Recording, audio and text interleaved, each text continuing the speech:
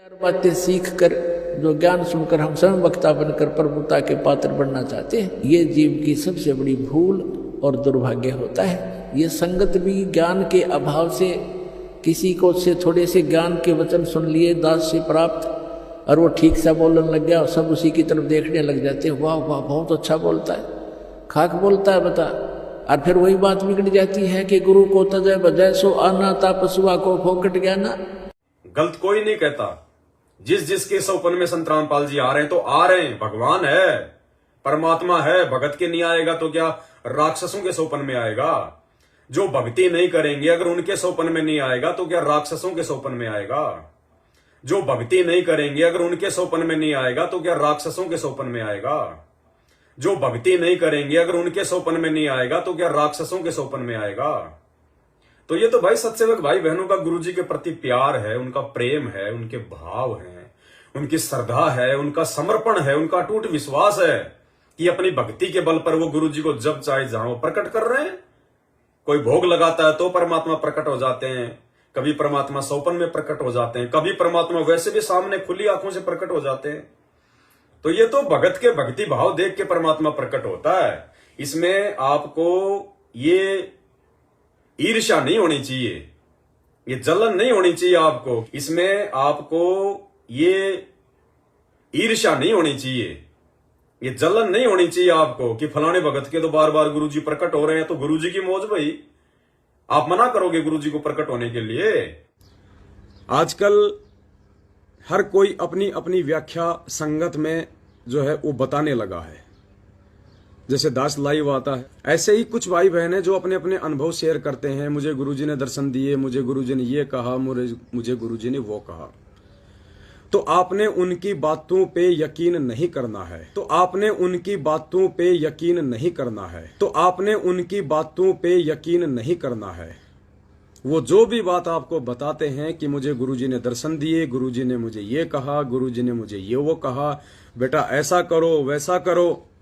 तो कुछ एक भगत भाई बहन हैं जिनको गुरुदेव ने सन्मुख प्रकट होके आदेश दिए, कुछ बातें कही, और उन भाई बहनों ने अपने बुद्धि विवेक का इस्तेमाल ना करते हुए वो बातें फिर संगत में बतानी शुरू कर दी कि गुरुजी ने ये आदेश दिया है, गुरुजी का ये आदेश है, हमें ऐसा करना है। जबकि पुण्यात्माओं, वो आदेश केवल पर्टिकुलर उसी आत्मा के लिए होता है, अन्य भाई बहनों के लिए नहीं होता है। जबकि पुण्यात्माओं, वो आदेश केवल पर्टिकुलर उसी आत्मा के लिए होता है, अन्य भाई बहनों के लिए नहीं होता है। जबकि पुण्यात्माओं, वो आदेश केवल पर्टिकुलर उसी आत्मा के लिए होता है, अन्य भाई बहनों के लिए नहीं होता है। और यदि वो कोई ऐसा आदेश आपको बता रहा है तो फिर ये आपके बुद्धि और विवेक की परमात्मा परीक्षा लेना चाहता है कि आप भी अपनी तरफ से कुछ विचार करते हो, कुछ सोच विचार रखते हो, या जिसने जैसा कह दिया उठा के आपने अपने सर माथे पे रख लिया। ये होती है मूर्खों वाली बातें, देखा देखी भेड़ चाल। ये होती है मूर्खों वाली बातें, देखा देखी भेड़ चाल। ये होती है मूर्खों वाली बातें, देखा देखी भेड़ चाल। चार बातें सीख कर जो ज्ञान सुनकर हम स्वयं वक्ता बनकर प्रभुता के पात्र बनना चाहते हैं, ये जीव की सबसे बड़ी भूल और दुर्भाग्य होता है। ये संगत भी ज्ञान के अभाव से किसी को से थोड़े से ज्ञान के वचन सुन लिए दास से प्राप्त, और वो ठीक सा बोलने लग गया और सब उसी की तरफ देखने लग जाते हैं। वाह वाह, बहुत अच्छा बोलता है, खाक बोलता है बता। और फिर वही बात बिगड़ जाती है कि गुरु को तजय बजय सो आना तापसुआ को फोकट गया ना। तो मेरे शब्दों का बहुत महत्व है संगत में।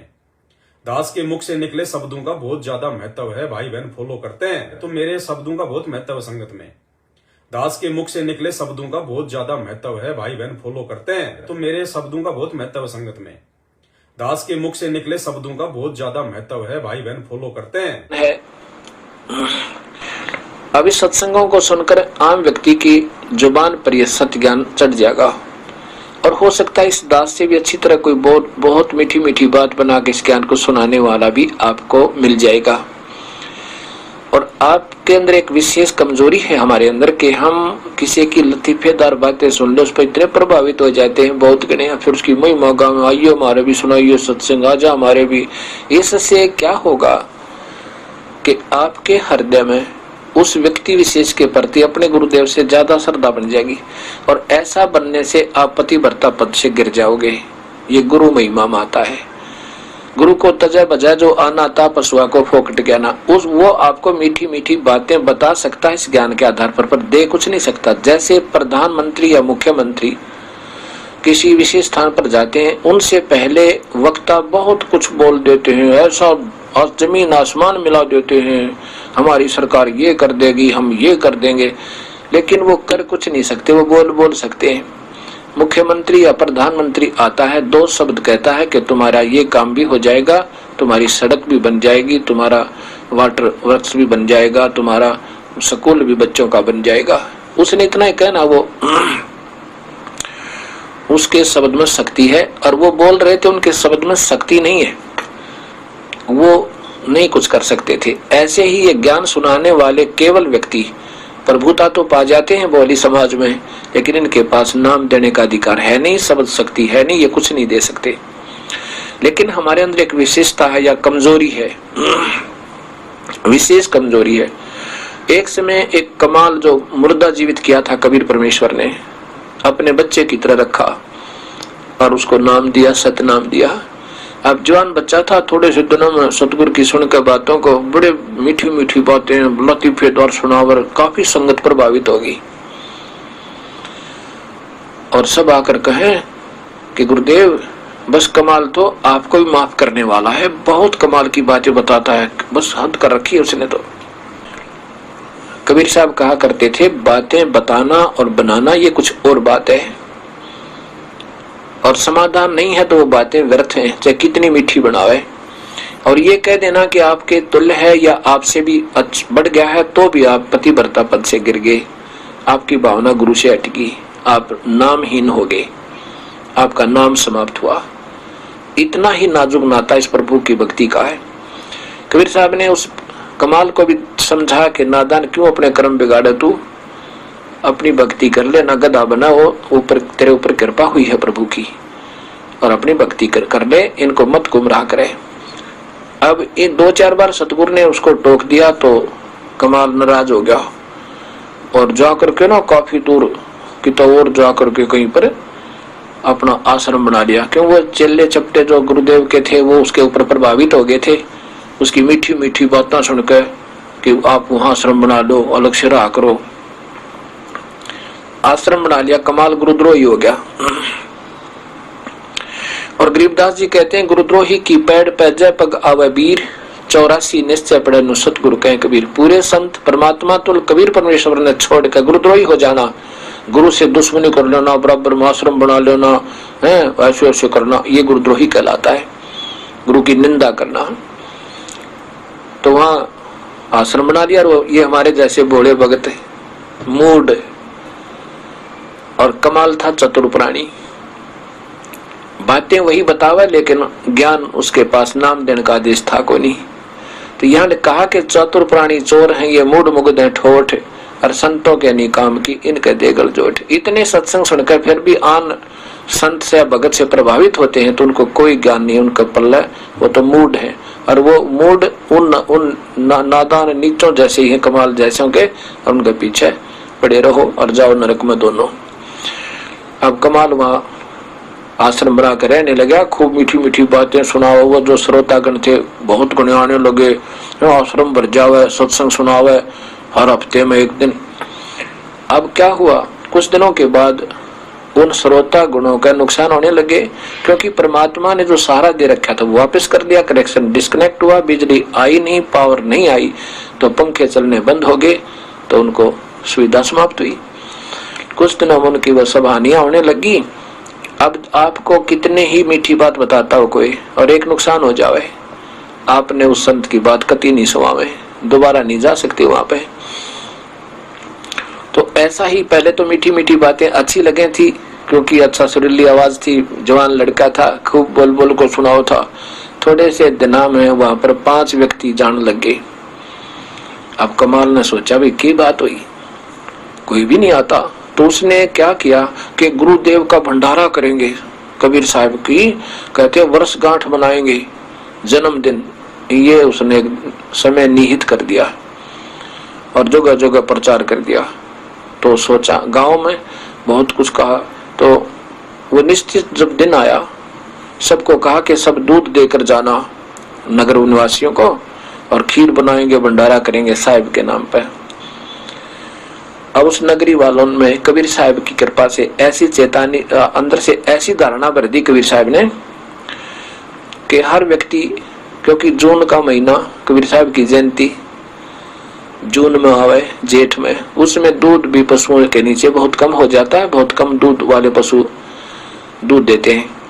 तो हर व्यक्ति के मन में ऐसी धारणा भर दी कि मैं आज सुबह भंडारे में बख्ते दूध डालाऊंगा, और दूध की जगह पर पानी डालाऊंगा, जल।